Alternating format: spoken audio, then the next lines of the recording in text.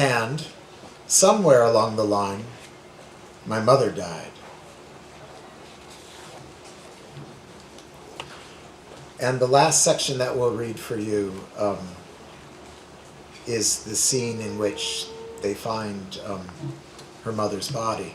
Her father comes home from work. He doesn't really live in the apartment very much.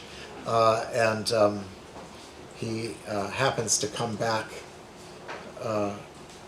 and he finds the eye of the story, the 3-year-old asleep on his bed, and his wife nowhere to be found. And so he calls his wife's cell phone, and it rings on the chair next to him, and he's shocked that the phone is here, but his wife is not. And he goes everywhere in the apartment, and she's nowhere to be found.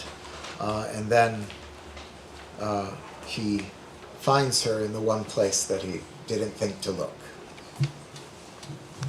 母の遺体は夕方になって私に起こされた父がなんとなしにベランダの窓を開けるまで固く冷たくこわばって横たわり続けていた。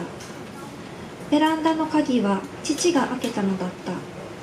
警察が来て指紋が取られたが家族3人分のものしか検出されなかった。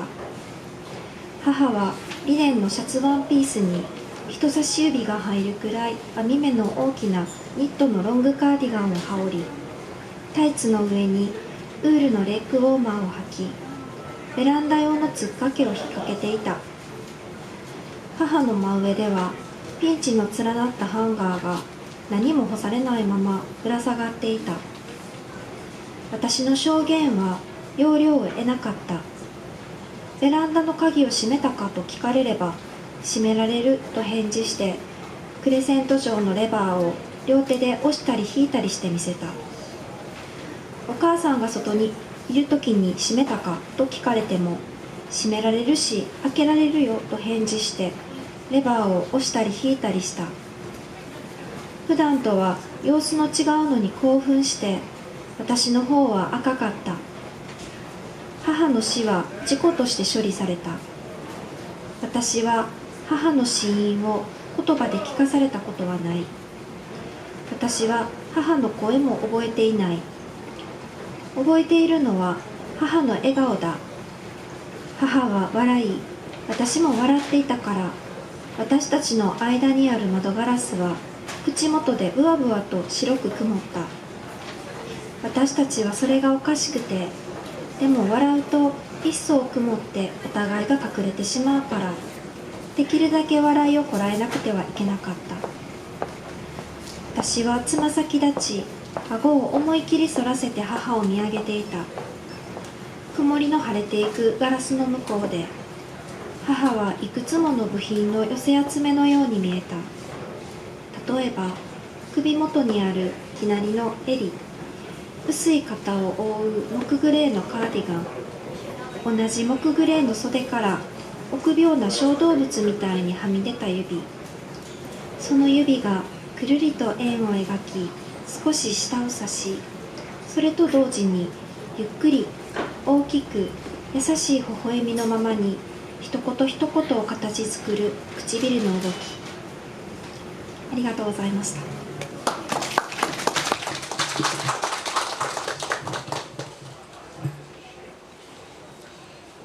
My mother's body remained where it was, frozen stiff, lying on its side, until early evening when I woke up and roused my father, and he happened to slide open the door to the balcony.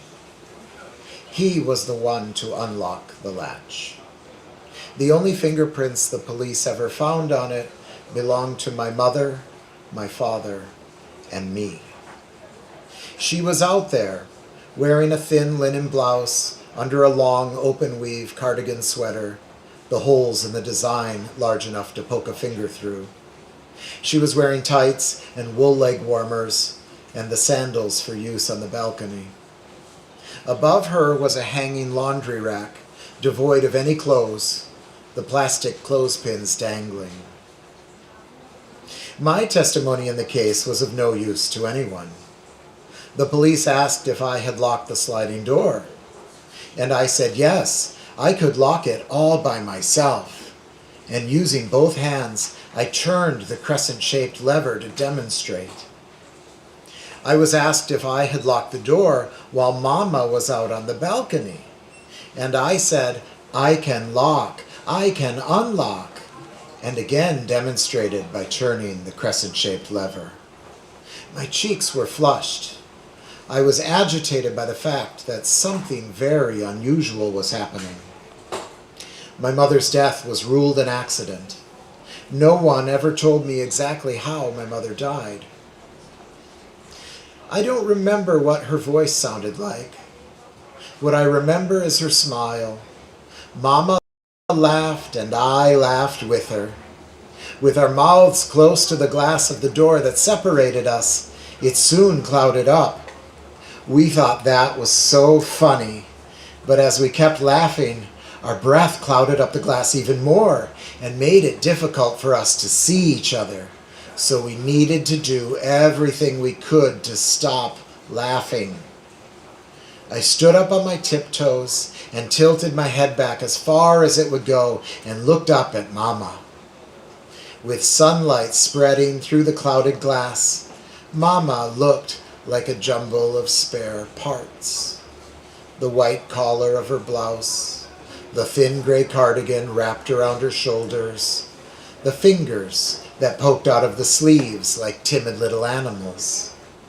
Those fingers were making a curving motion over and over again and pointing at something just below them, while at the same time her mouth, never losing that kind smile, formed shapes slowly and painstakingly. So many shapes. Thank you.